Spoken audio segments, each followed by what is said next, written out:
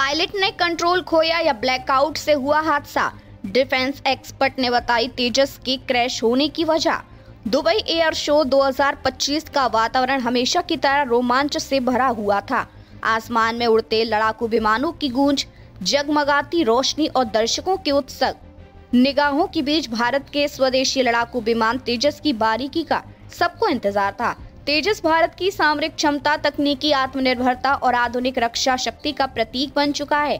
इसी शान को दुनिया के सामने प्रदर्शित करने के लिए भारतीय वायुसेना ने अपने अनुभवी पायलट विंग कमांडर नमन सियाल को इस डेमो फ्लाइट के लिए भेजा था। लेकिन कुछ ही मिनटों बाद वो दृश्य सामने आया जिसने पूरे भारत को स्तब्ध कर दिया। तेजस अचानक अनियंत्रित होने लगा, उसकी नाक नीचे की ओर झुकी और कुछ ही क्षणों में वे जमीन से टकरा गया। हादसा इतना तीव्र था कि मौके पर ही विंग कमांडर नमन सियाल की मृत्यु हो गई।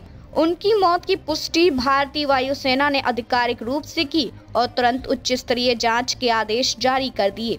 इस घटना से पूरे देश में शोक की लहर दौड़ गई। दुर्घटना कैसे हुई, इसे लेकर कई तरह की चर्चाएं शुरू हो गई।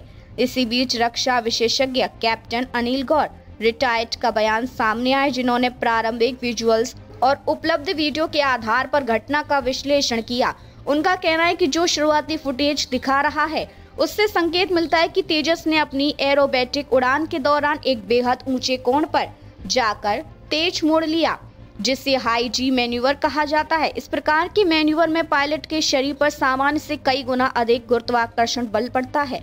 अक्सर ऐसे मोड़ों में पायलट को नियंत्रण बनाए रखना बेहद कठिन हो जाता है, क्योंकि शरीर पर पड़ने वाले तीव्र बल से खून मस्तिष्क तक पूरी तरह नहीं पहुंच पाता।